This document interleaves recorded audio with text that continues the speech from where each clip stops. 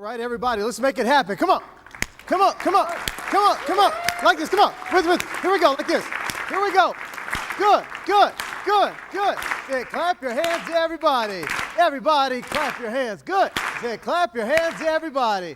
Everybody, clap your hands. Everybody say, hola, hola, eh. Come on, come on. Say, hola, hola, eh. Come on. Watch this. Say, ooh-wee. Good, good. Say, ooh-wee. Here we go, here we go. Now throw your hands in the air and wave them like you just don't care. And if you're ready to have some fun today, everybody say, oh yeah. Oh yeah. Oh yeah. Oh yeah. Now everybody repeat after me at the top of your voice. Everybody say, if it is going to be. Come on, if it is going to be, then it's up to me. So I choose to see only the possibilities. Everybody say, I control what I think. It's very important sometimes in the economy. Say, I control what I think. And I control how I feel. Now, this is my favorite part. Say, I know I'm great. Come on, say it like you mean it now. Say it like you're in the elite advisor group. Say, I know I'm great. And that's for real. Every day, I will be the best me. Come on, the best me that I can possibly be. Now look at your neighbor in the eye one time and just say, neighbor. Come on, say, neighbor. Oh, neighbor. Look here. You need to know something. Say, times change. Seasons change. And oh yeah, people change. But one thing that will never change is that I, get a stern look on your face, say, I will always look better than you. Give yourself a big round of applause, y'all. Come on, come on, come on, come on. All right, if you're ready to have some fun, somebody say fun. Come on, if you're ready to have some fun, somebody say fun. Now listen, I was raised by some very good people. They said, John, anytime, anybody, anywhere does anything good for you, you need to make sure that you tell them what? Y'all just ungrateful over here on this side. Of course, anytime, anybody, anywhere does anything good for you, you need to make sure that you tell them what? Thank you, absolutely. So before I even open my mouth to share this little brief message that I have for you this morning, I want to do as I was trained to do, because I believe that people don't have to say nice things about you. Isn't that right? Say, mm-hmm. That's very black of you. Good job. He said, mm-hmm. People don't have to do nice things for you. Isn't that right? Say, mm-hmm. Yeah, people don't have to say nice things or do nice things. So when they do, I believe it's not just a right. It's actually a privilege to go back and say thank you to all of those who are responsible for making it happen. So I understand that no man or woman is an island, but I can tell you that Ed, Slott, as well as the entire team have just been so phenomenal. If I started listing everybody who I met, I would spend my entire time just talking about how great everybody is. But I can tell you that I've seen the rest. And you can know that this team of people right here, the ones that you see back here on this row and the ones who've been here, they truly represent the best. Can you please do me a favor and give them a big, huge round of applause? Thank you. Let me tell you, we spent so much time talking about you before I ever met you. I felt like I knew you. Because all they would talk about is just how great you were and just how much of an awesome group you were, that there's a lot of people who are whining, worrying, and complaining about the economy and who's in office and what opportunities no longer exist. And you all are not the opportunity complainers, you are the opportunity creators. So I always get excited to talk to people with whom I have a very kindred spirit. So I thank you for this. I'm going to tell you, I believe that now is the best time, better than ever before. And I'm not talking about just because of the election or anything like that. Whether your side won or your side lost big, it's not about that. I'm saying now is the time for people who truly believe in the American dream to step up and achieve all that we deserve as a country. The opportunities are here, and you all are a group that represents the people who want to create the opportunities not only for yourself, but for other people. That's why I love being here. Anybody can be rich. Anybody can go out and make money, but it's those who open up opportunities for other people who I really have a great level of respect for. The fact that you're here and you're helping the country get back to a place of prominence. And I don't know about you, but I personally believe that the United States of America is one of the greatest places in the entire galaxy to live. How many of you also believe that? Yeah, now I understand that, there are some things that we'd like to change. We all would have our long list of things that we would like to change about the United States. But look, I know one thing for sure. There are more people coming in than there are going out. And that's for a reason. It really is for a reason. See, I understand that there are some things we'd like to change, right? Kind of like, people who make all these excuses about why things can't be done. I remember looking at this little comic strip some time ago. There was a toothbrush in the bathroom saying, "Ooh, I've got the nastiest job in all the world. Ooh, nobody has it worse than me." Then the toilet paper looked up and said, "Want to bet?" So for everything you don't like about whatever is going on, somebody has it worse. So rather than complaining, remember this: the more you complain, the more you have to complain about. The more you have, the more you give thanks, the more you have to be thankful for. As a matter of fact, when I woke up this morning in the Cosmopolitan Hotel, beautiful hotel, I woke up, I left the window open, as a matter of fact, just so I could look out and see the Vegas Strip. First words that came out of my mouth, because I believe in starting the day with positive energy. I woke up, I gave a big stretch. I just looked over and said, "Who are you?" No, I'm just kidding.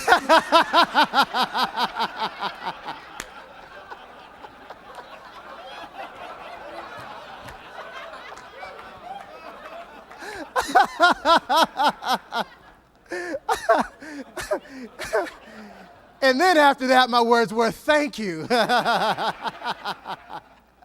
So I'm all about gratitude. So here's what we're going to do. How many of you want to have some fun? Come on, if you want to have some fun, somebody say fun. Come on, if you want to have some fun, somebody say fun. All right, now listen, we're going to have a little bit of fun. Let me just step back here right quick. Now, let me say this. There's a lot of you in here, and if you all choose to out-talk me or outdo me, you can do so without even trying. So I have a little word that I use, and that word is freeze. When you hear the word freeze, I need you to just stop what you're doing, and then we'll move on to the next round of instructions. So here's what we're going to do. We're going to have a little bit of fun. Everybody, with all the love and energy in your heart, I want you to stand up.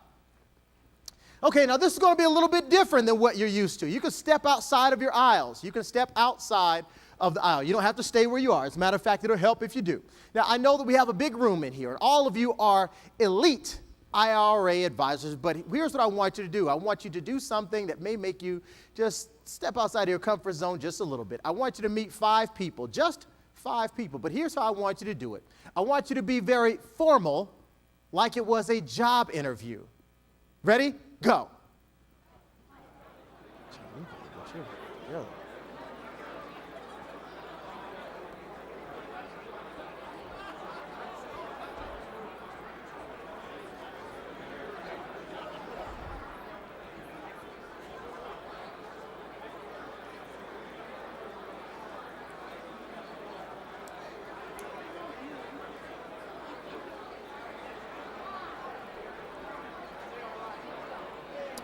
All right, freeze!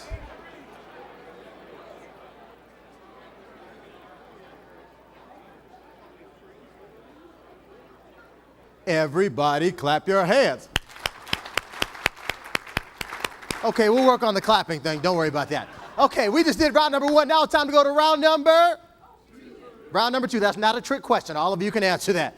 We just did round number 1. Now it's time to go to round number 2. In round number 2, I want you to meet 5 different people, 5 new people. But this time, I want you to be very casual. If in round number 1 you're very formal, in round number 2 I want you to be equally as casual. As a matter of fact, when you meet these 5 people, I want you to act like you really didn't want to be here. Ready? Go.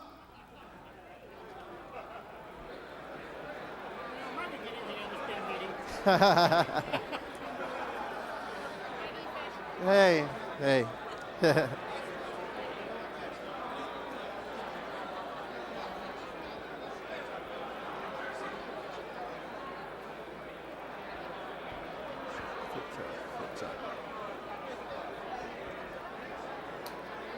Hey, man. Hey. All right, freeze!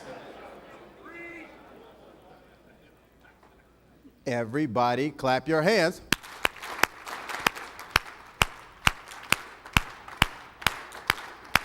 All right. Very good. Now it's time to go to round number 3. In round number 3, we're going to do what I did last night. No, not that. He said, well, I'm glad I stayed late. No, not that. No, we're going to do what I did to get here. We're going to go to the airport. We're going to go right on down to McCarran International Airport. And this time we're going to meet 5 new people, 5 different people. But this time it's going to be a little bit different. These 5 people are not just going to be regular people. They will be your BFF, someone who you have not seen in months or years. We're going to meet them right there at the airport. Ready? Go!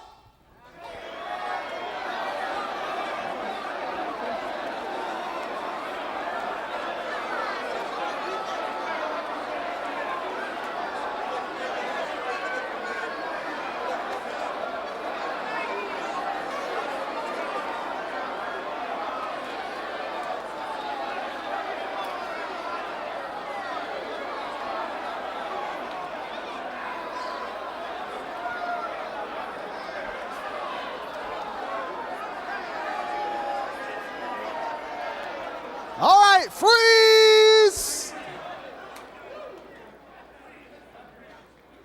Everybody clap your hands.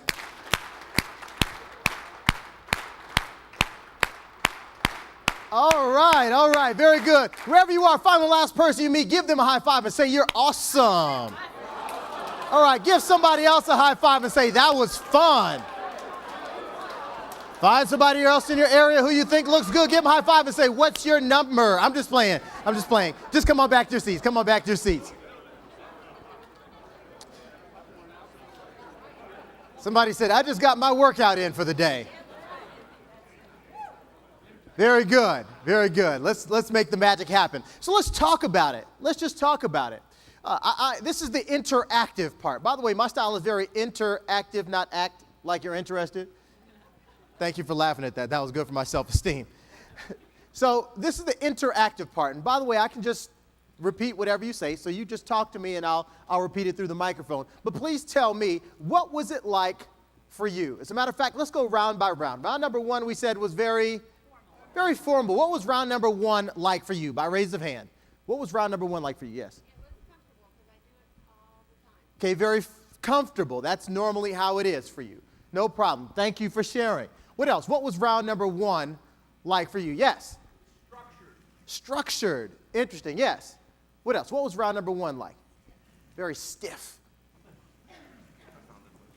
You say very formal. What else? What was it like for you? Raise your hand, please. Thank you. Inauthentic. You didn't have to look at somebody when you said that. He was like, inauthentic. Who else? What else?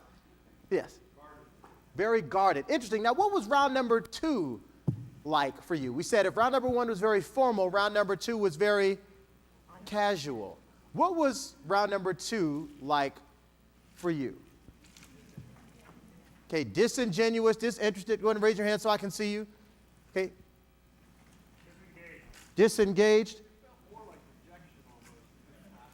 Almost like rejection. Interesting that you say that. What else? What was it like for you? Talk to me, family. Very brief. Okay, anybody else? What was it like for you?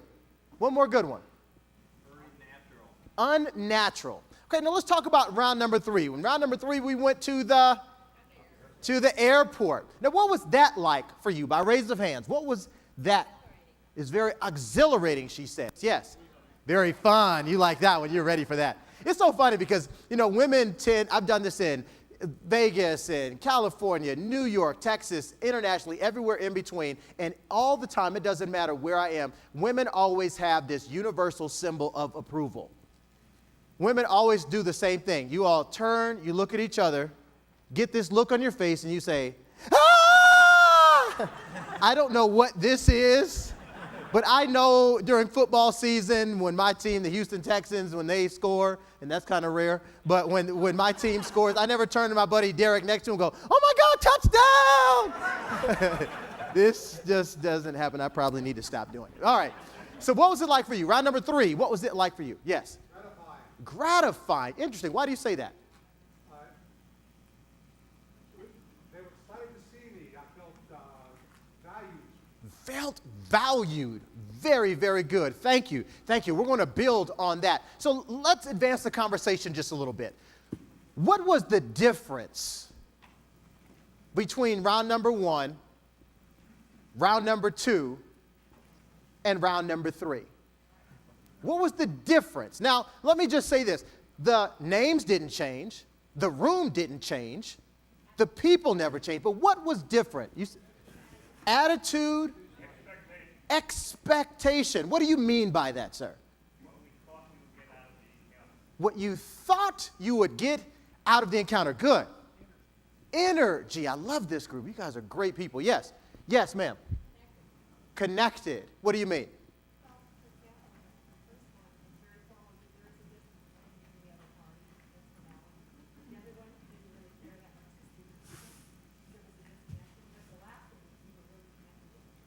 Sure. She said, so there was kind of a disconnect, and you weren't really, at first, really caring about what you were going to get, but last time you really wanted to create that connection, and it happened.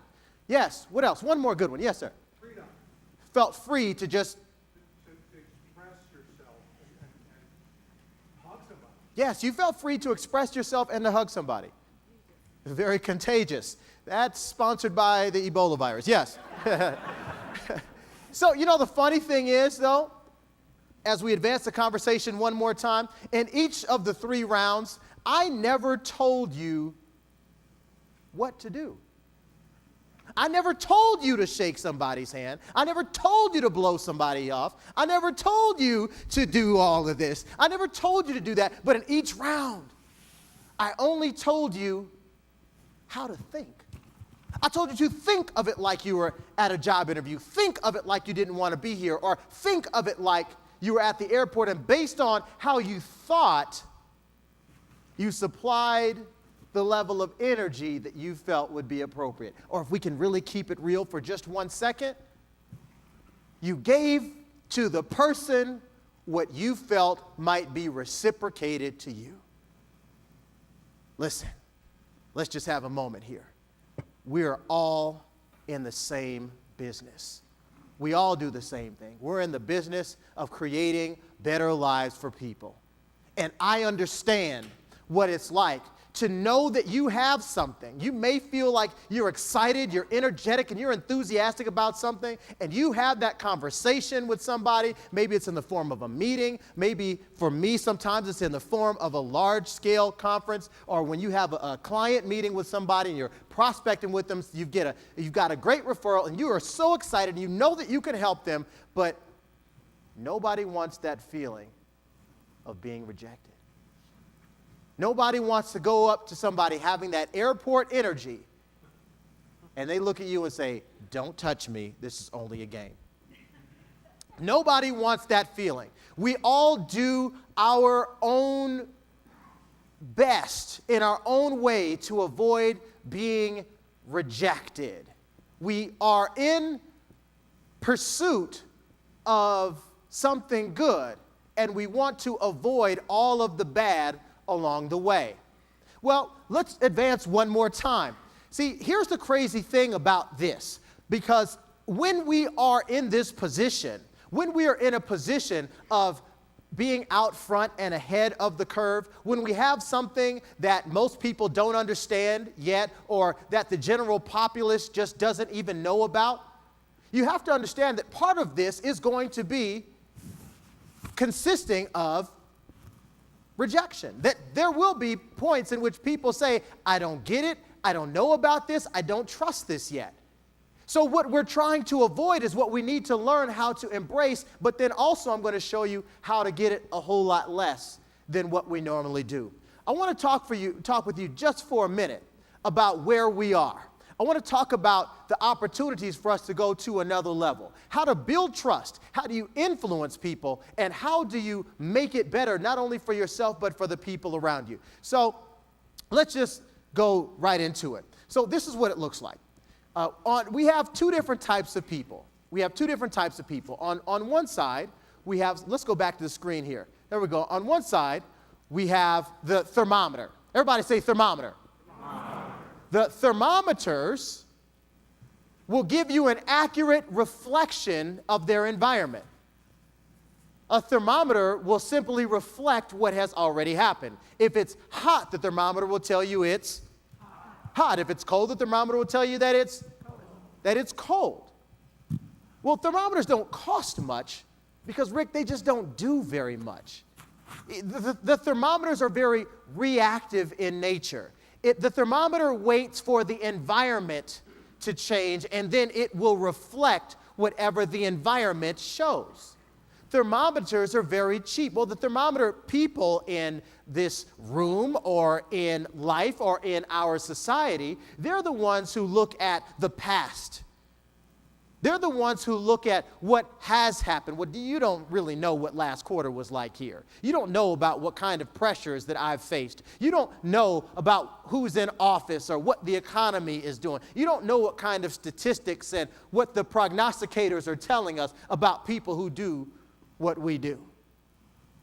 The thermometer people are the ones who can look for every reason why something cannot happen, why it can't be done. The thermometer people will find any opportunity and look for the problem.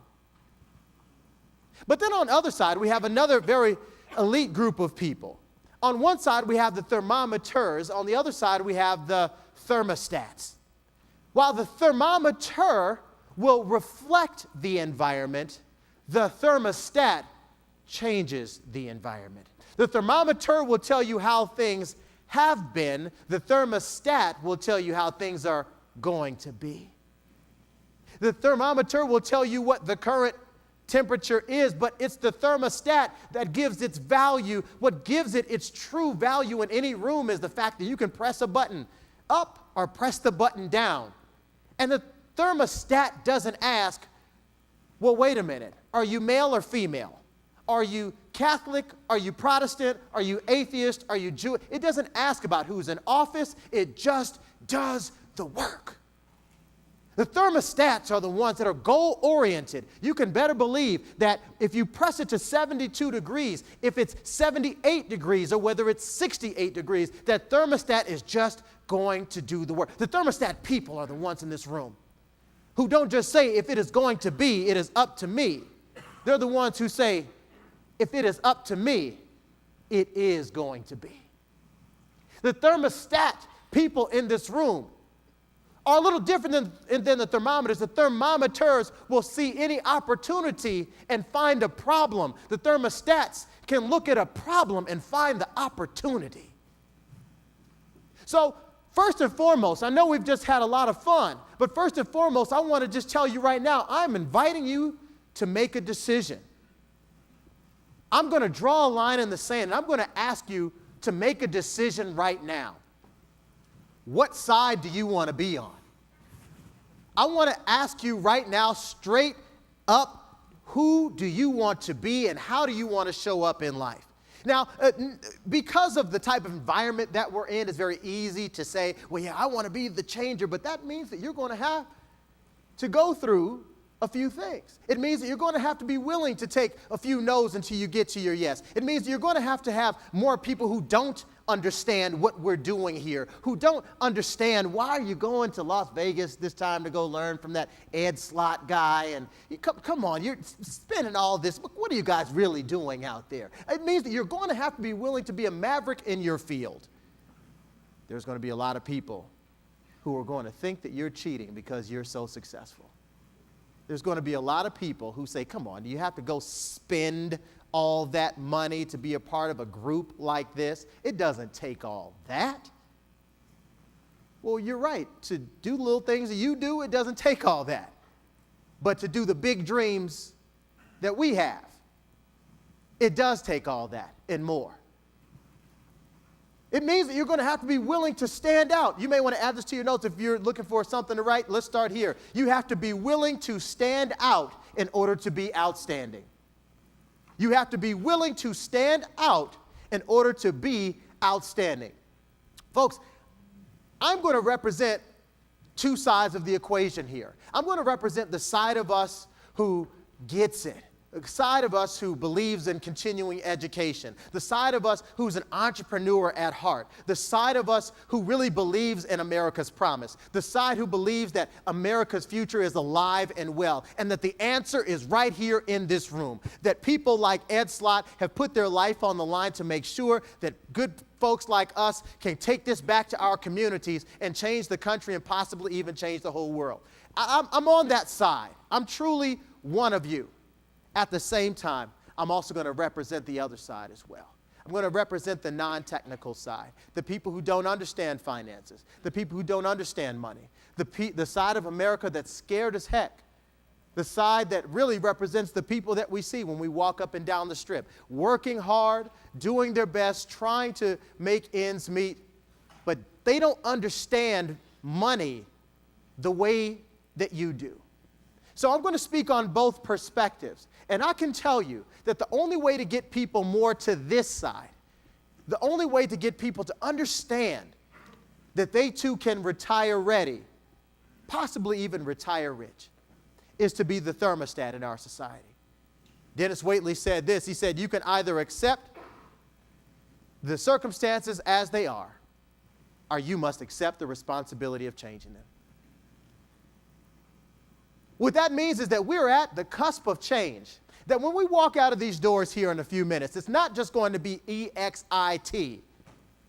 That it's not just going to be more of the same. That if you walk out of here with a new skill set, it means if you walk out of here with a new attitude, a new belief about something that you've learned here over the last couple of days, that this will not mean more of the same.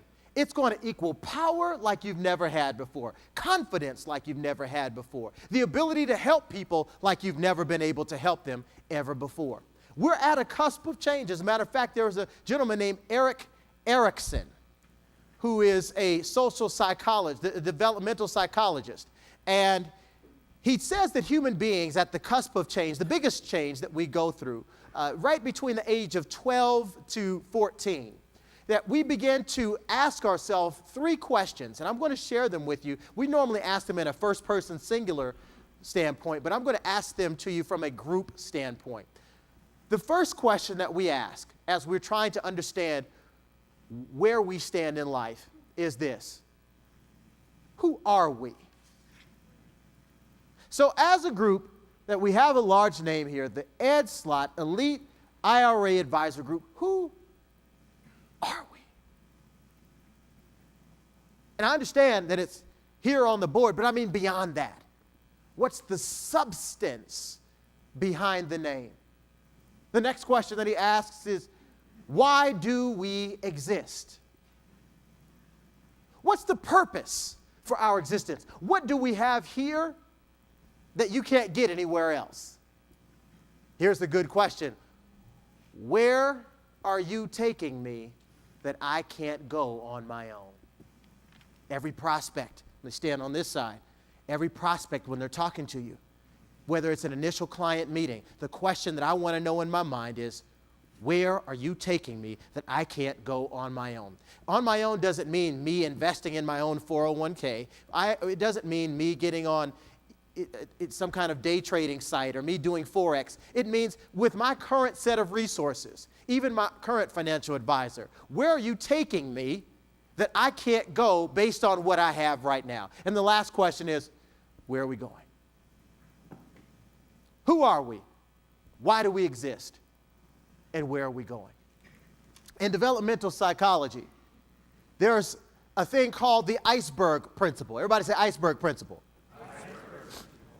So every organization is kind of like an iceberg. I want you to think about your own personal organization as well, whether it's just you and an assistant or whether you have a larger team.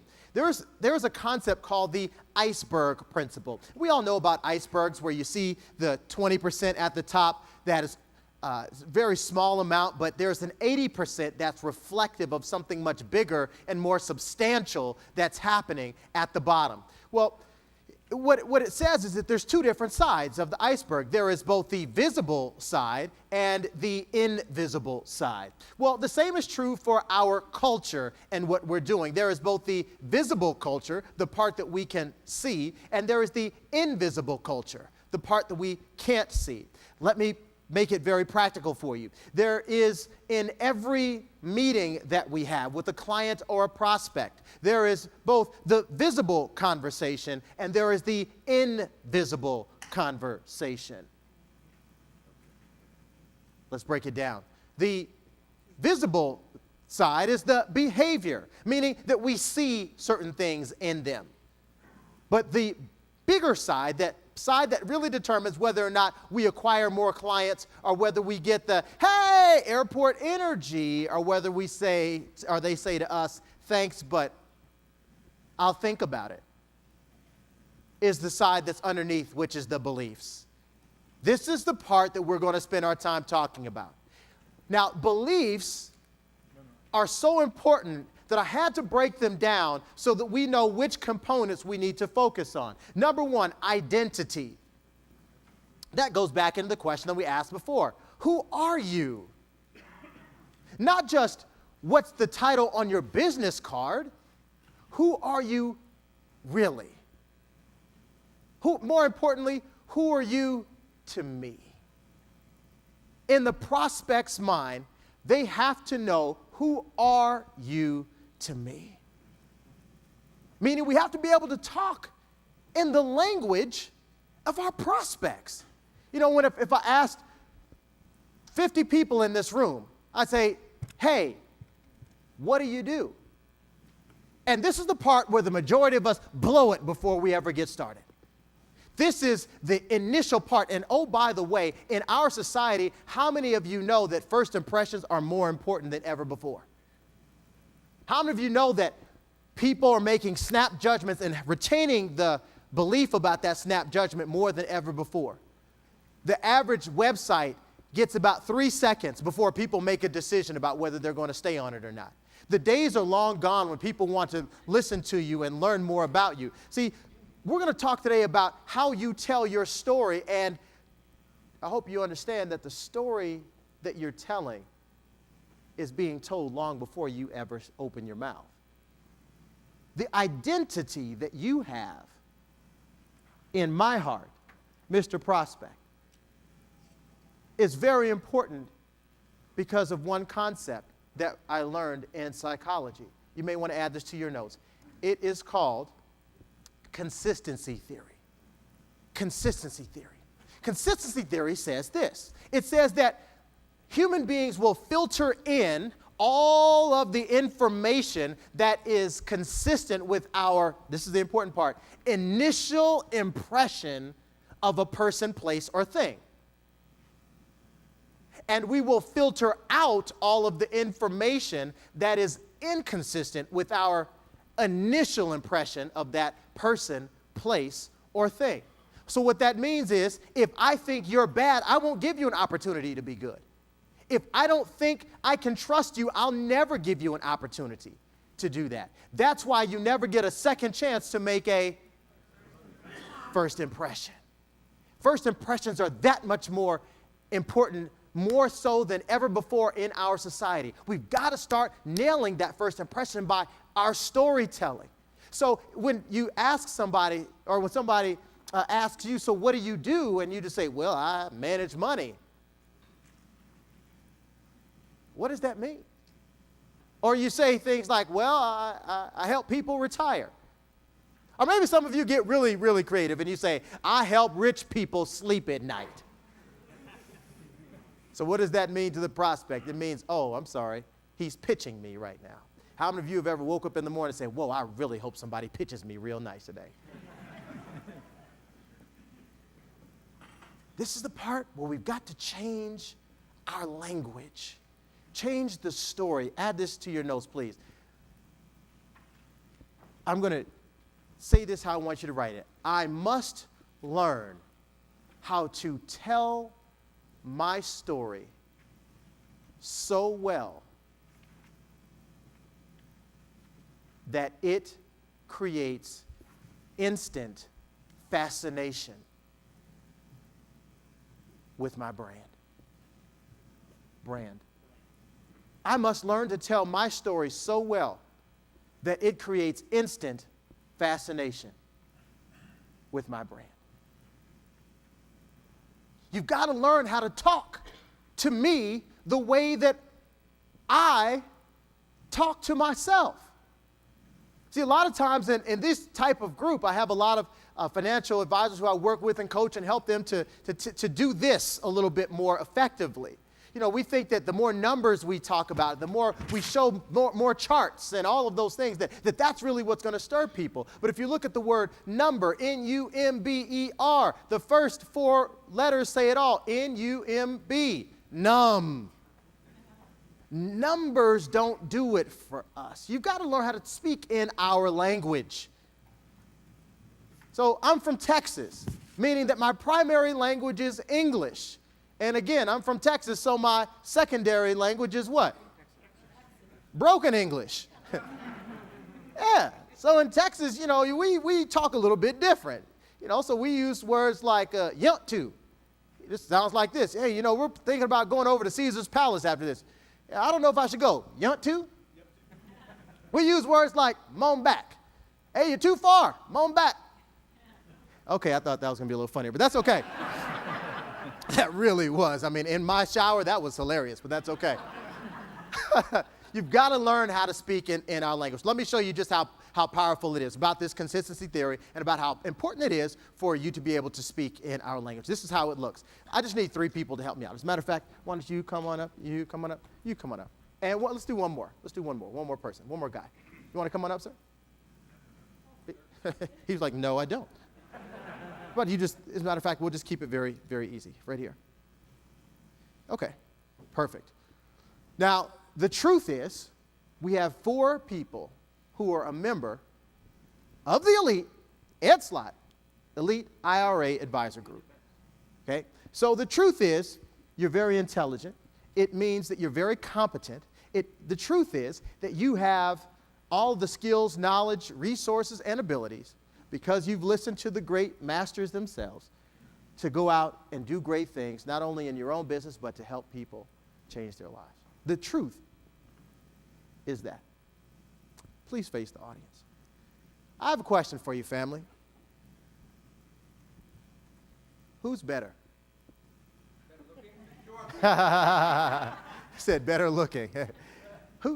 Which one here is the most trustworthy?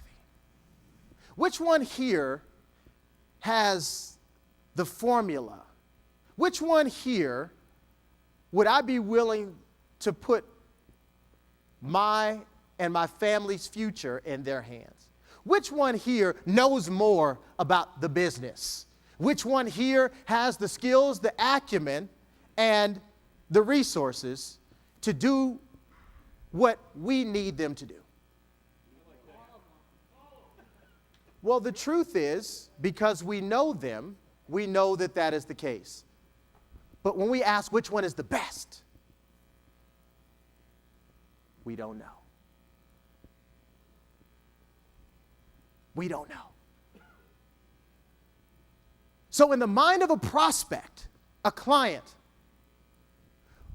I line you all up and I say, hey, there's this person here, there's Rick and there's Tom and there's Bill and there's Sherry and there's Susan, all these great people. But in our mind, we have no idea what separates you from the next person. And it sure ain't your PowerPoint. It's not the charts.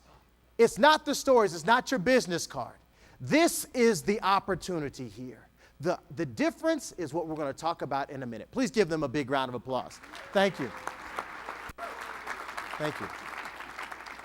So how do you separate yourself in a busy field?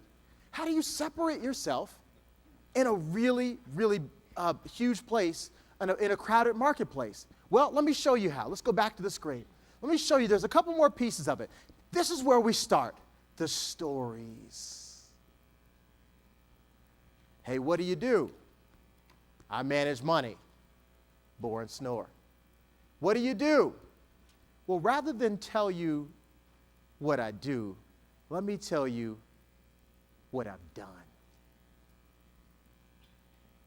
Rather than tell you what I do, let me tell you what I've done. When you tell me what you do, it sounds like we're talking about a pitch.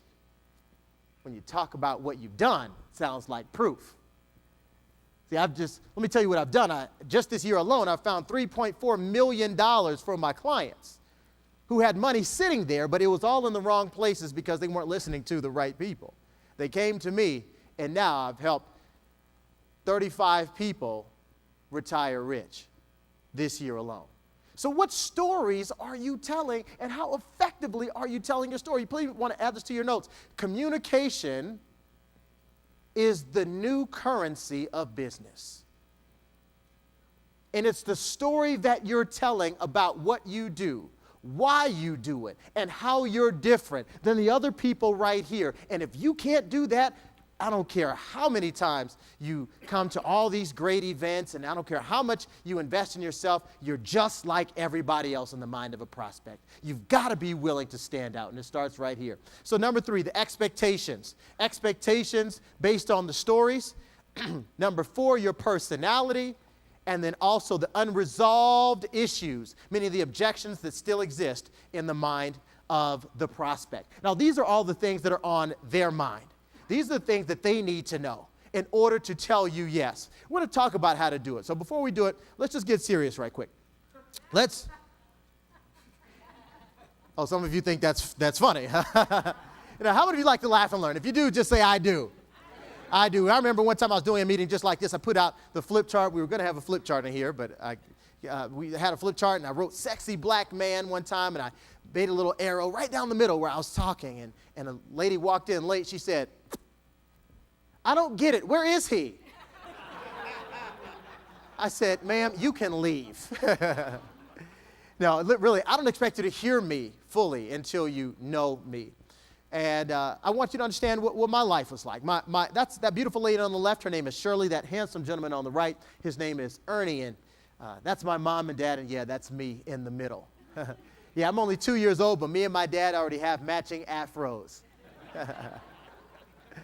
I love that picture because that's actually the first, the last, and the only picture that my family and I have together, because very much like 50% of the American households these days, my parents divorced when I was about 4 or 5 years old. And I ended up living with my mom and my 2 sisters in a 1-bedroom apartment above my grandmother in South Central Los Angeles. For those of you who don't know about South Central LA, that's the capital G in ghetto.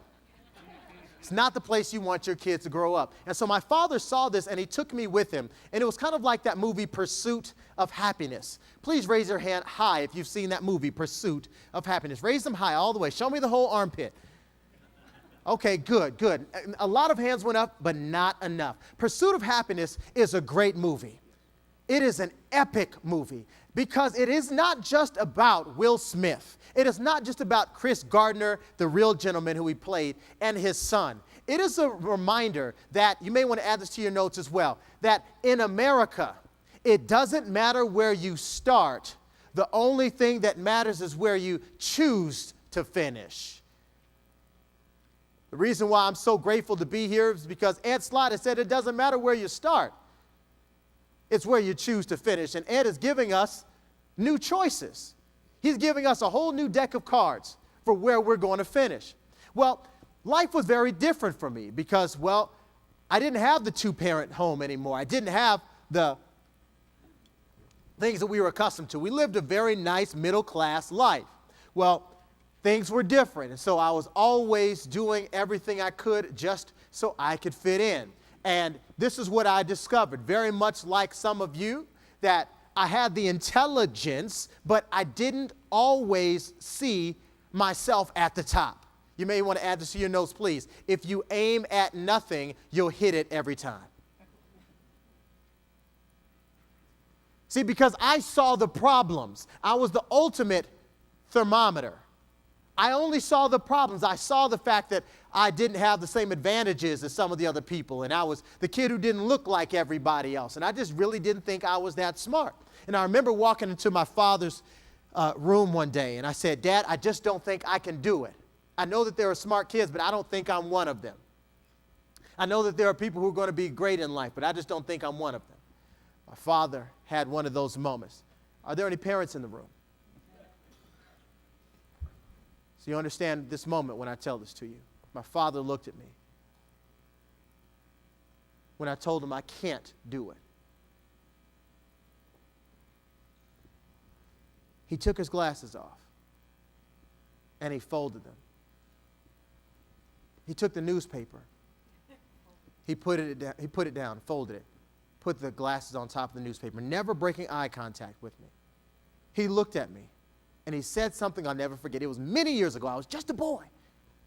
But this resonated in my heart so strongly and so profoundly. It was like he said it today. My father looked at me in the eye and said, John, don't ever let me hear you talking badly about yourself, son. He said, no matter what's going on in life, no matter what things look like, he said this, never let what's on the outside define what's on the inside. He said, you just be the best you that you can be. Why do I tell this story? Why? Just because it's very motivational? No. Because I understand that aside from the name tag, aside from the business card, you all are also human beings. And you have families, you have children. And I understand what it's like to have to go out there and slay the dragon every single day. And sometimes you just wonder, gosh, when will I ever get that big breakthrough the way that I can see it? And sometimes you're here and your family is there, or your kids are here. Look, I want you to remember, every father, every mother in this room, keep planting those seeds. Because although they're pretending like they don't hear it, they remember it. That happened to me 30 years ago, but I still remember it like it was today. Keep planting those seeds. Keep saying, keep showing. Remember, their best outlook on success, their best model of success is right there in your household. What you do, they're going to do. So the best model of getting up every time you get knocked down is right there in mommy and daddy. Keep planting those seeds, because although it seems like you're not reaching, you are, I promise you. So don't get weary in your well-doing. Trust me, it will happen for you. So my father just told me that, and that was the piece that I needed to hear. I needed to know that it was going to work out, that if I just didn't look outward, if I looked inward, that no matter what things were like on the outside, that I had the ultimate defining choice in my life. My father was just simply teaching me my first lesson in a term called power. Everybody say power. Power. Come on, say power. Power. Now, as you can see on the board, that power is the ability to get results. Power is the ability to get results. Now, everybody here has power. Now, there's a lot of rumors and myths that we hear about power that just simply aren't true. We hear things like, well, you have the money and the power, or when you get older, or maybe when you have certain circumstances, you have power. No, the truth is we all have power, and I'll prove it to you. Watch this. Take one finger, wave it in the air like you just don't care. There you go. Everybody, take that finger, wave it in the air like you just don't care, and just point your six-pack right quick. Just point your six-pack. Put six. Somebody said, wait, I need to find it first, brother. Hold on. Somebody else said, look, I don't have a six-pack. I have a snack pack. Either way, just point to yourself and say, I have power. Come on, like you really have it. Say, I have power. Now, those three words are the three most powerful words that you can say about yourself. Those are the three most powerful words in the entire English lexicon. The reason why is because if you understand that power is the ability to get results, that the power that you're speaking of is called personal power. Personal power is your ability to determine the results in your life. Personal power is your ability to determine the results in your life. Sounds so simple. But how many of us know people who blame others for everything that they do? How many of you have colleagues who are blaming the economy right now? You told them, hey, you ought to come to this. No, that's not for me. Hey, you really should join this. It's really helping me out. I'm learning some great stuff. No, that just isn't for me. There's so many people who are blaming everything else. I want you to please add this to your notes. Whatever you blame has more control over your life than you do. Whatever you blame has more control over your life than you do. Oh, I want to do better, but well, if you're saying that, then it's the economy. Well, I wish I could, but nobody in this area. Well, it's the area then. Whatever you blame has more power over your life than you do. Blame takes the keys to your success and puts them in somebody else's pocket. See, personal power is very simple. It just goes like this. If you've got your mind made up, I really can't make you care. I can't make you try. I can't make you move forward. I can't make you do those things that you need to do. I can't make you sign up for the next program. I can't make you become the man or woman you know that you were created to be. But if you've got your mind made up, not only can I not make you, guess what? I also can't stop you. I can't stop you from becoming the man or woman you've been created to be. I can't stop you from signing up for the program. I can't stop you from moving forward. I can't stop you from paying attention. Why? Because you and only you have the power. If there's one phrase that could make the difference in your career, if you say it every single morning, I have the power. It's a game changer, because sometimes you need to say it, and other times you need to hear it. You need to hear that no matter what happens in this next meeting, that I'm going to have the power to give them that airport energy, even though they don't know, like, or trust me yet.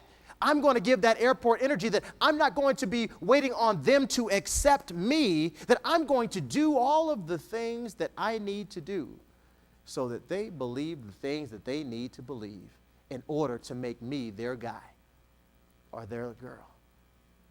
I'm not going to be the thermometer that no matter what they may think and no matter how skeptical they may be before they meet me, it just means they haven't heard the right information yet.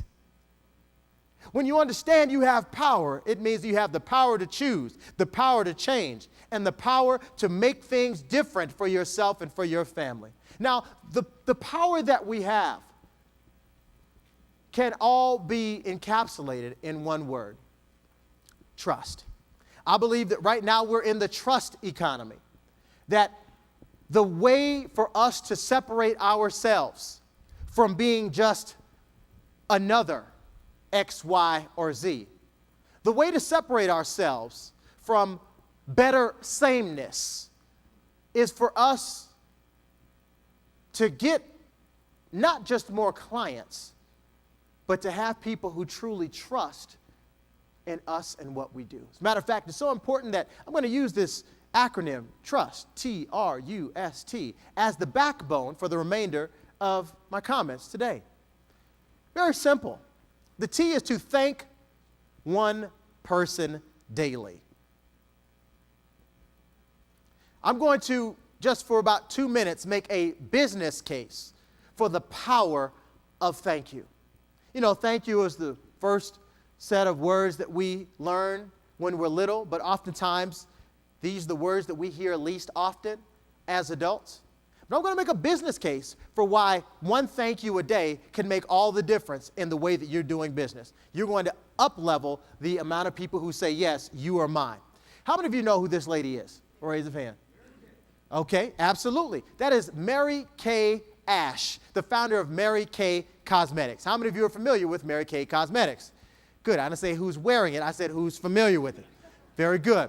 So about 50 years ago, Mary Kay had to make a very unfortunate choice. She and other women in society had to make a very unfortunate decision. 50 years ago, you could either be great at home raising your children, or you could be great in business. But 50 years ago, it was very difficult to blend those two worlds. Mary Kay had a vision. She said, you know, I don't like that. I don't believe that it should be this way. And so she created a little company that was based on what she felt women did best: shop and talk about what they just bought. So Mary Kay Cosmetics was born from a vision to take beautiful and intelligent women like yourselves and give them an opportunity to flourish in society. Well, needless to say, it worked.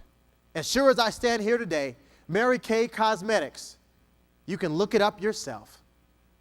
Mary Kay Cosmetics is the world's #1 producer of female millionaires.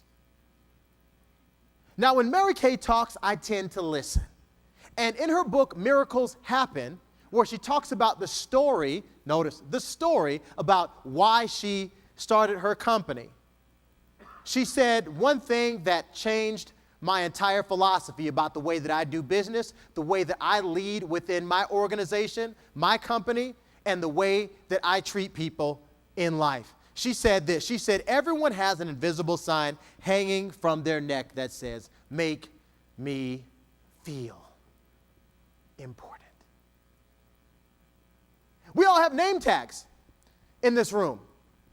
And that's the part that is visible at the top, the 20%. But the 80% that people cannot see, not just the behavior, the belief is, I need to feel important.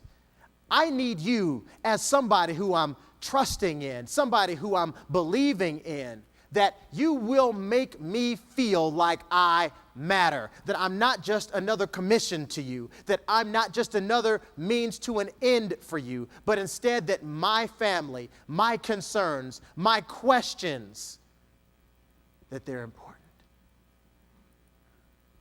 Now, they do this in big business as well. I remember being in Dallas not that long ago, and I saw a guy. It was so crazy, I just had to take a picture of it with my phone.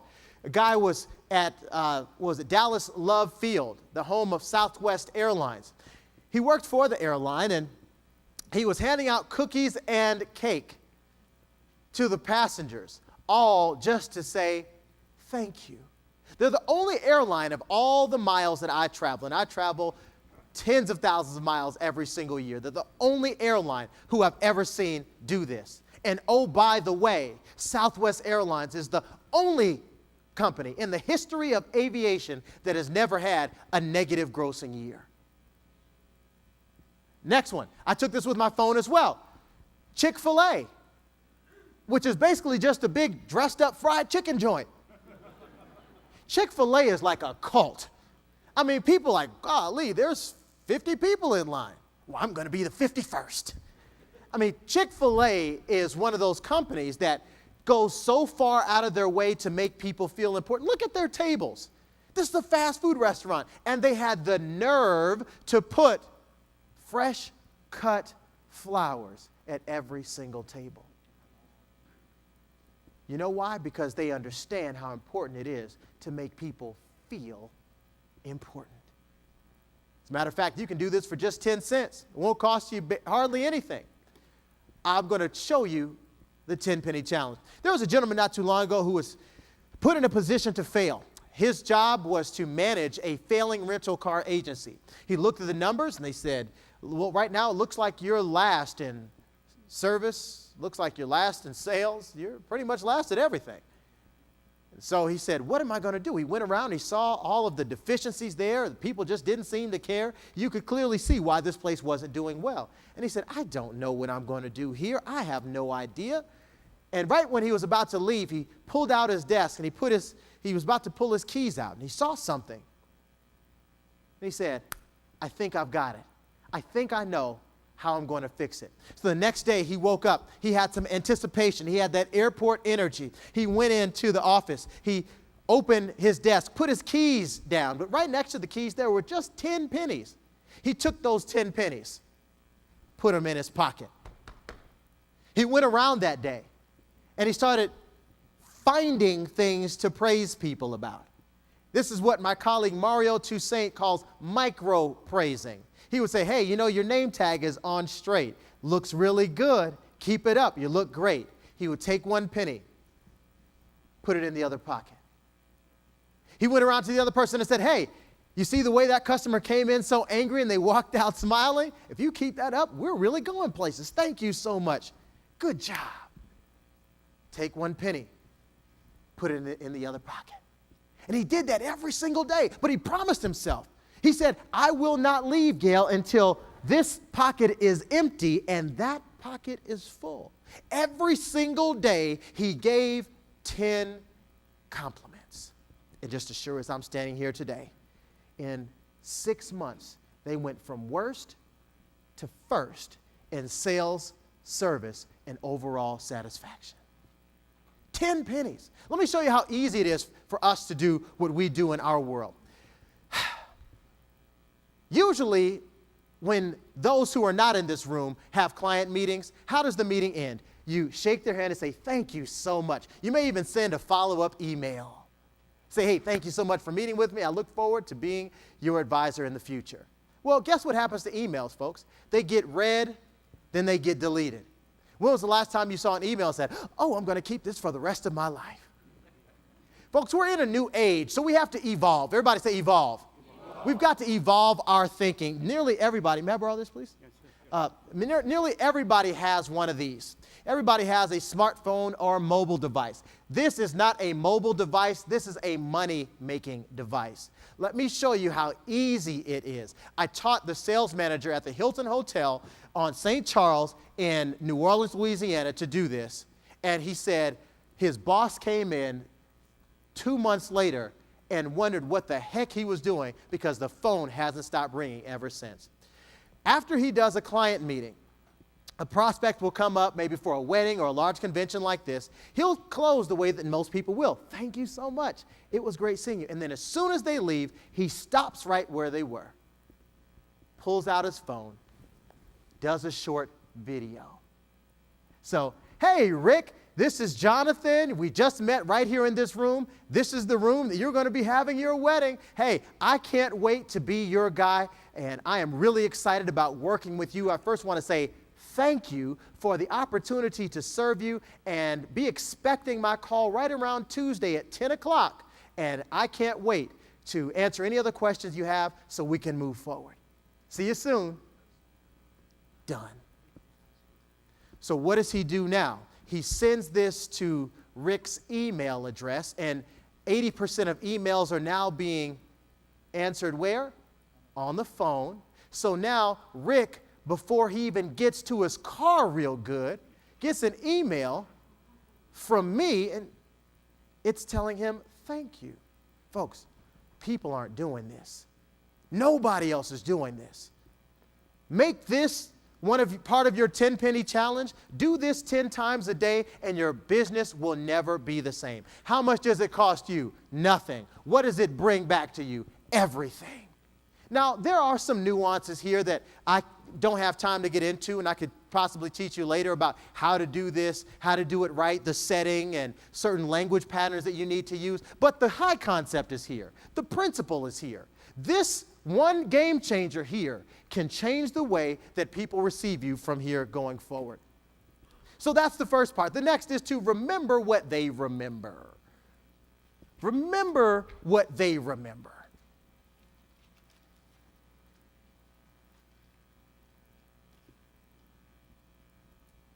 Most of us feel as though we have to tell more people, or tell people more about what we do.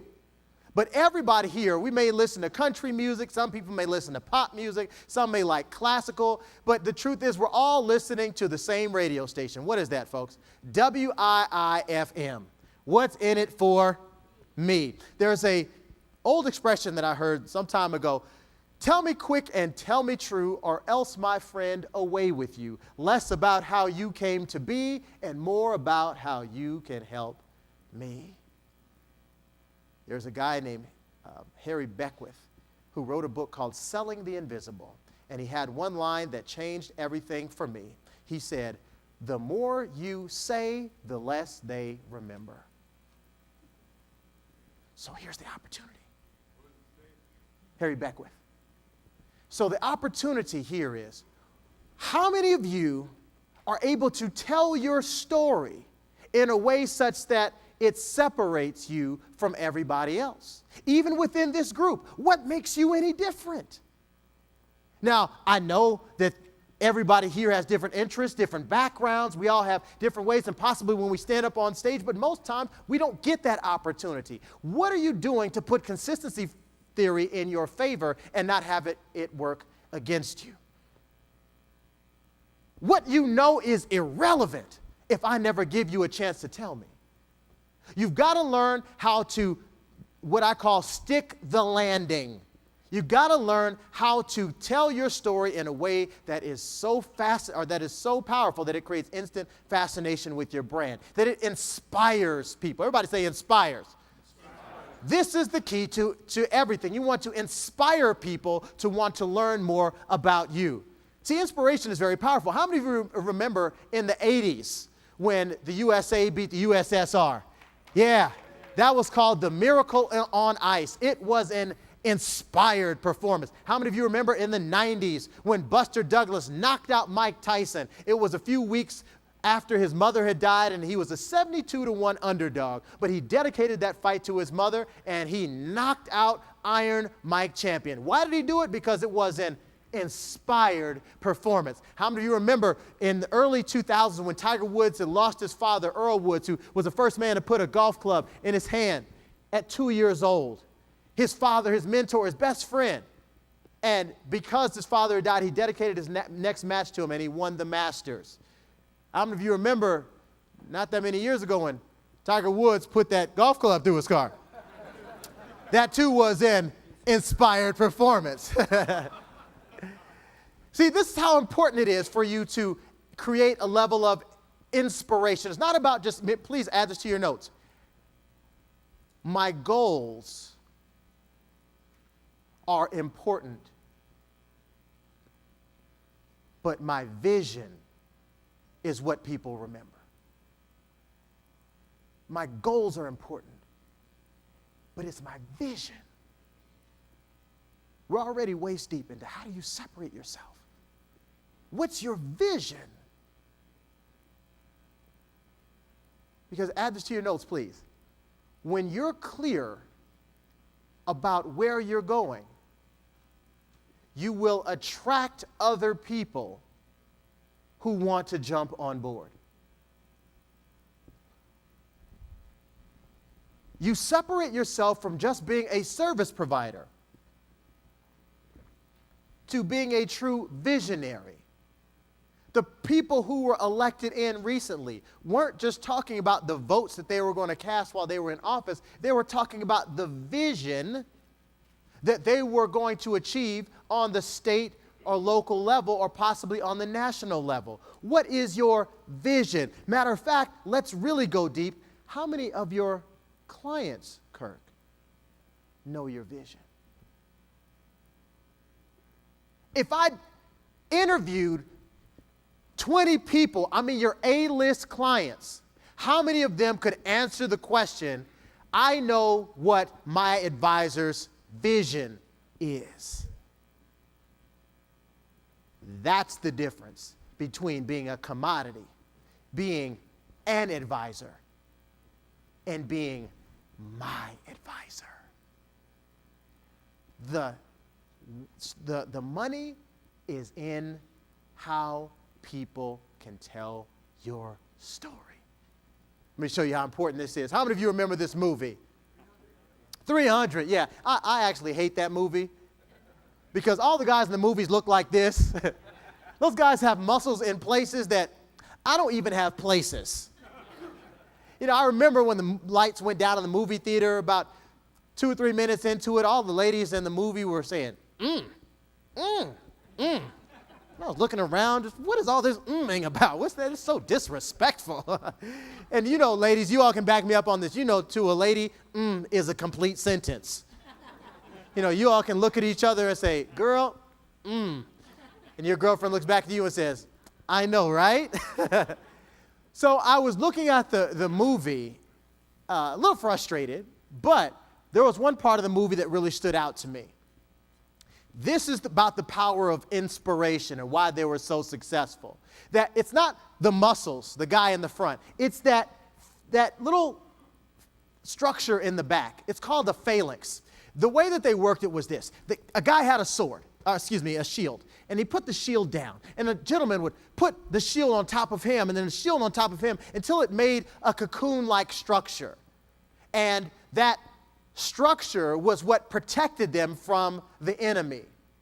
They didn't just thank each other, they relied on each other. They were inspired to work because they understood the vision of what they were doing. It was the vision that led them forward. They all believed this, that the thing of which I am a part is greater than the part I play.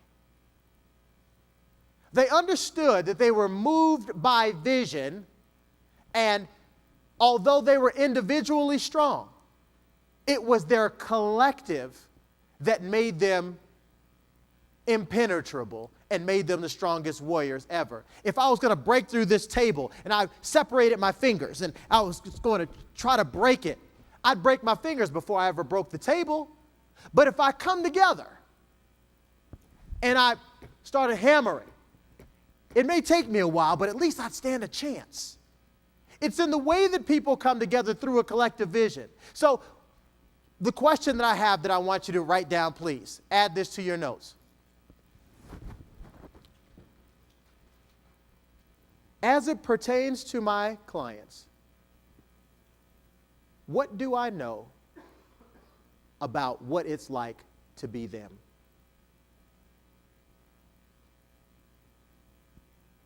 What do I know about what it's like to be them? What do I know about what's keeping them up at night? How many details do I know of their life? If I had to take one client at the top of the paper and write their name, how many details? Do I know how many kids they have? Do I know what sports their kids are playing?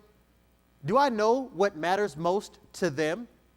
If you don't know this, then how can you make them feel important? Do I know what their currency is? If we have 5 love languages that Gary Chapman taught us, do I know what their love language is? Whether it's acts of service, whether it's physical touch, quality time, whether it's gifts or words of affirmation. Do I know what moves them? How can you get through to somebody? How can you tell the right story if you don't know the story that they're wanting to hear? That's the way in which we move forward. That's what they remember. Not more about all of the letters after our name. They remember these moments that make the difference for them. This is a little story that really encapsulates everything. There was a husband and wife who were a young couple. The guy was working while his wife was in school. For about 2 years, he put a little money aside. She didn't know about it. She took the money, put it aside. He took the money, rather, put it aside, and he just kept on saving money until finally, after a couple of years, he was able to buy her dream car. It was a big day for both of them. He was glad to be able to give it to her. She was glad to be able to have it because she didn't think that she could afford it. She drove it for months with pride, kept it clean, just everything was great. Till one day it was rainy. She lost traction on the road. Bam, she hit a pole. Wrapped the car around the pole. It was totaled. She was so nervous. She was shaking. She didn't even know what she was going to do. She said, I can't tell my husband. I know that. I cannot tell him. She was shaking, so she picked up her cell phone and she called 911. The police officer came out. She said, ma'am, can I have your license and your registration? She nervously looked around. She said, ma'am, calm down. It's going to be okay. She said, no, you don't understand. Ma'am, just calm down. The car, it's okay. Said, just don't worry about it. Just give me your license and registration and I'll handle it. She was so nervous. Her hands were shaking. She looked around. She gave him the license, said, okay, now where's the insurance? She said, I don't know. She said, ma'am, it's probably in the glove box. It's okay. So she pulled out the insurance, hands still shaking. Her hands were shaking so much that when she pulled out the insurance papers, a little note fell on the ground. She handed the papers to the officer, but then she looked down at this note.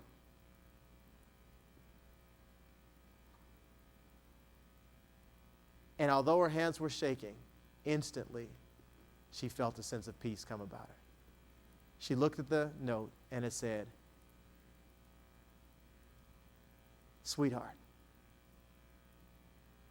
if you ever need this, remember, it's you I love, not the car. Remember what they remember. It's those moments where you show that you're not just a commodity, you're not just a service provider. You're somebody who is entrenched inside their life, helping them to achieve what matters most to them. That's how we do it. Why? Because inspired people produce inspired results. The U is that uncomfortable is mandatory. Uncomfortable absolutely is mandatory. There's a lady named Janet. Back about 20, 25 years ago, she was working as a little clerical worker. She had a little job, and unfortunately, she got fired because she was writing these little stories down all the time. And people weren't too happy about that. Her employer felt like she wasn't doing her job right. So she went to get social services, which is a real dressed up word for welfare.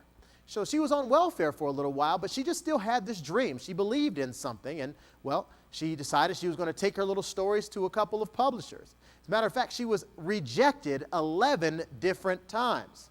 But every time they went to her and said, no. And she said, hey, will you buy my book? No. Will you buy my book? No. Will you buy my book? No. Will you buy my book? No. Will you buy my book? No. Each time they rejected her, they didn't know that they were rejecting Janet J.K. Rowling. This woman went from welfare to a billionaire. Because, you may want to add this to your notes, you can tell how determined a person is by how little it takes to discourage them. You can tell how committed a person is by how little it takes to discourage them. You've got to be willing to be uncomfortable. Commitment is being willing to go from failure to failure without losing any enthusiasm. How willing are we to be uncomfortable in order to get to places that we've never been? It means that we've got to take things to another level. Everybody say another level. Jack Canfield had the same story. We may not know his name. Some of us may barely recognize his face, but we sure do know the Chicken Soup for the Soul series. How many of you have ever read or seen a Chicken Soup for the Soul book? Absolutely. Now, Jack Canfield, too, was rejected, but not just by 11. He was rejected 170 different times. 170 different times. That's like me going to every single person in this room twice and saying, will you buy my book? Can I be your advisor? Will you trust me with your IRA? And each one of you say no. And each time you all don't understand what that's like. You don't know what I have. You don't know that I have a big vision. But each time you just tell me no, no, no, no, no. But Jack Canfield said this about rejection. This is what he learned. He said everything you want is just outside your comfort zone. So when people say things like, hey, I really want to do better, it means that you've got to be willing to stretch. It means that you've got to be willing to be that pioneer and stretch and be that thermostat, because that's the way that people are going to learn how to build trust, and that's going to be part of our story. The part of us being the maverick, the part of us being a little bit different than everybody else. You may want to add this to your notes, please, one more time. Say, I need you to be able to answer to your prospects or fill in the blank of this statement here. I'm a little different. I'm a little different than most of the advisors that you're going to hear from. And here's why. And from there, you get to launch your platform. You get to tell your story. I'm giving you piece by piece, but each one of these you can use to immediately implement in your business to make your next meeting better than ever before. I'm a little different than most advisors you're going to hear from. And here's why. You've got to be willing to be uncomfortable and put yourself out there. Make that bold claim. What are you saying that nobody else in the room is saying? What are you willing to guarantee that no one else in the room is willing to guarantee? That is what I want. Why? Because as Jordan Belfort, the real Wolf of Wall Street, said, add this to your notes, please. He said, people are buying certainty. People are buying certainty.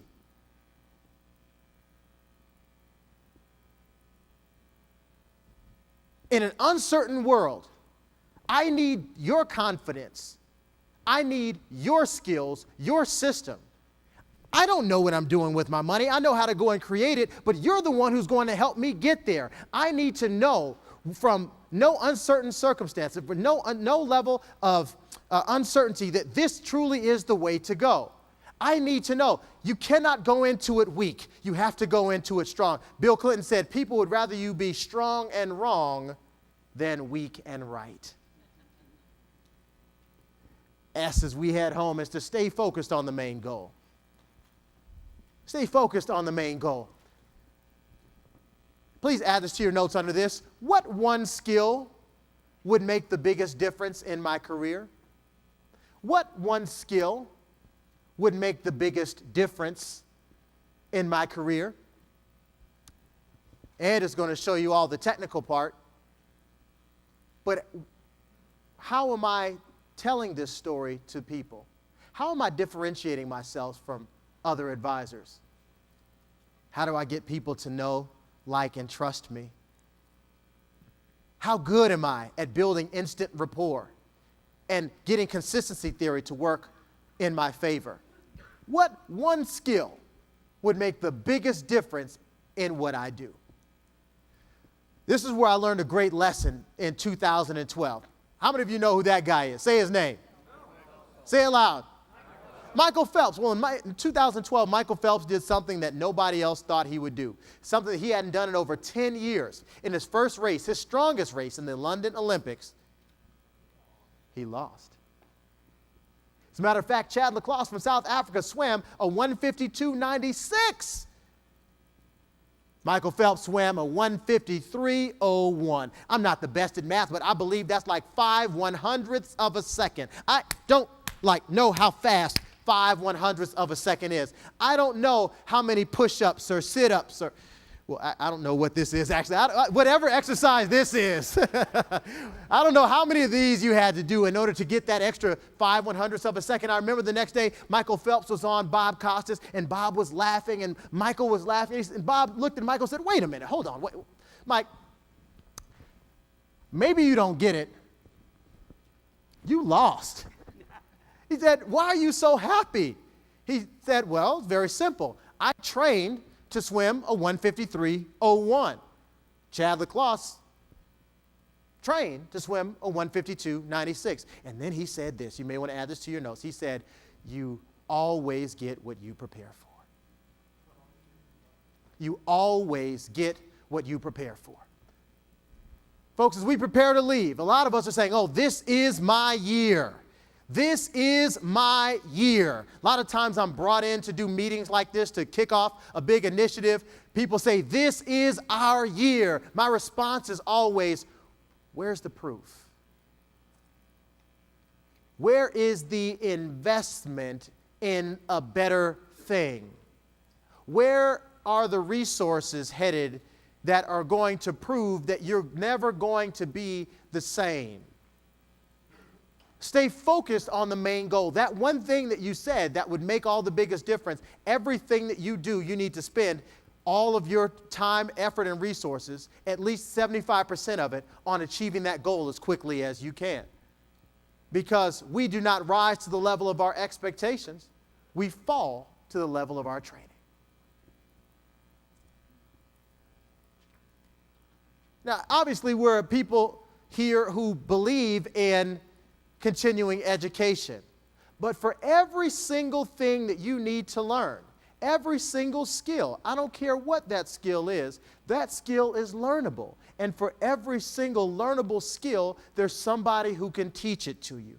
Find those things, make a strategy, and learn how to achieve that. I have a coach who shows me how to do my media interviews well. I have a coach who shows me even how to dress better. I have a coach who has shown me how to do everything that was important that I wanted to do. Please write this down. For everything that you want, there is a relationship that can get you there faster.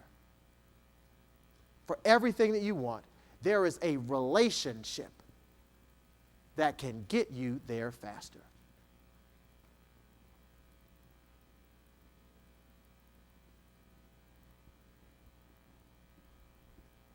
So it's simply about making the right investment. As a matter of fact, Benjamin Franklin, whose wisdom they loved so much, they decided to put him on the dollar bill, the $100 bill, the biggest one that we have. Benjamin Franklin said this: if you take pennies out of your pockets and invest them in your mind will fill your pockets with money. Good stuff, isn't it? As a matter of fact, and please use that with your clients as well. I'm giving this to you not just for you. I'm giving this to you so that you can share this with the people whom you're affecting. I like Benjamin Franklin. You know, he had a funny side about him too as well. He was also the one who said, in wine there is wisdom, in beer there is freedom, in water there is bacteria. I like the way that he thinks. And the final is that try is not an option. Try just simply is not an option. You know, that word try gets us in trouble so much. You may want to add this to your notes, please, that try is a word found in the language of losers. This is not a group full of people who will try. This is a group full of people who do. That truly try, that one word by itself gets us in trouble, because try means that I'll do my best, but just in case, I'll just say that I tried to keep myself clear. Or I'll try to be there. I'll try to make it happen. I'll try to move forward. But as long as you're trying, you're never succeeding. As long as you're trying, you're never actually making it happen. Please add this to your notes. Amazing things happen when try is no longer an option. Amazing things happen when try is no longer an option. Please take this back to your groups that you lead. Please take these great notes back and share this with them. For those of you who work with the team, please share this and let them know that we're not going to be a trying group anymore, that we are going to be a doing group, that it may take us a while to do it, but we can definitely do it. As a matter of fact, I'll show you how different it is with just one nuance. I just need one other person to help me out. One other person really quickly, and then we're going to shut it down. One other person. Let's grab somebody who hasn't come up already. One person. Here we go. Come on up. Come on up. Give him a big round of applause, please.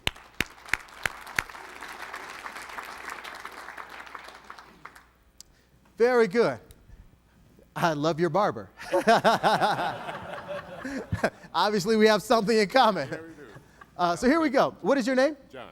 John? Smith. And your name is John, too. Amazing. Everybody say, hey, John. Hey, John. I promise I didn't plan this. He's not like related to me. I promise. So here we go. So, You believe that? so John, here we go. I want, here, how about you stand right here, and I'll, right there in the middle. Okay. John, I want to show you and everybody else just how simple one little nuance can change things. Now, this is what I do. This is really my wheelhouse. I love to speak, but more than anything, I love bringing the best out of other people. So part of my life I spend on stage, and the other part I teach people how to do more effective meetings. I teach them how to create that instant rapport with people. Let me show you just how easily we can turn one thing and make the difference. Now, John, give me an example of something that you say. Do you work by yourself, or do you have a group of people you work with? I work by myself. Okay, you work by yourself. Is there anybody who you communicate with daily? Well, weekly. Weekly? Okay. When you communicate with people weekly, do you ever find yourself saying the same things over and over again, like, hey, I need this email, or give me the report, or I need this from you? Is there anything like that that ever happens? That does happen. Okay. Give me just one example of something that you might say. What was the report last night? What happened last night? Okay. Update. Okay, so you would say something like, I need the report. Is that fair enough? Correct. Okay, now watch this. This is why I love this. Little things make the big difference. Now, John, the statement that I want you to say to the group is, I need the report. I need the report. Watch this. Now, John, I want you to take your hand and put your palm to the ground, like this, okay? And I want you to talk just like that and tell them that one line. I need your report. Okay? Now watch this. Take that palm, leave it out. Now point your palm toward this wall, just like this. Now I want you to talk like this and say the same line. I need your report. Now watch this. Take that palm and turn it up. I need your report. Can you see the difference? What did this feel like to you? A command. It felt very formal. What did this feel like to you? In order. What did this feel like to you? A request. Let me show you how simple. This is a place where a lot of us go wrong and don't even know it, because 83, some people say as much as 93% of our communication is nonverbal. I want to close on this, and I just want to give this to you really quickly, because little things make a difference. You say, well, I'm going to try to do better. No, don't try. Let me show you how important one thing is. See, you just put your hand against mine, John. Now, anytime that you talk to somebody, the little things mean a lot. See, I'm talking to John, and I didn't even tell him what to do. But just because I started pressing on his hand, he's pressing back. He's going to punch me in the face in a minute. You can't see it here, but I'm pressing pretty hard on his hand. But it wasn't until I started to press on him that he started to press back. Please add this to your notes, final note. People only get defensive when they get offended. And the little things that we do become little irritants.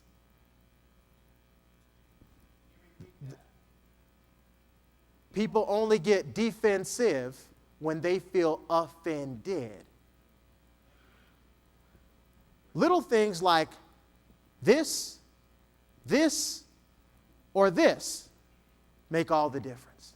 Little things like I'll try versus I'll get it done for you make all the difference. Please give John a big round of applause. Thank you very much. Folks, I want you to remember this. In this new economy, it's all about trust. It's not always about what you know, but it's about getting people to know, to like, and to trust you. If I don't get anything through to you, I want you to walk away knowing that points are powerful, but it's connection that's key. That it can be done as long as you're willing to get people to trust us. All things are possible for those who believe. Folks, you were born an original. Don't live like a copy. I'm Jonathan Sprinkles, y'all. Very good, very good.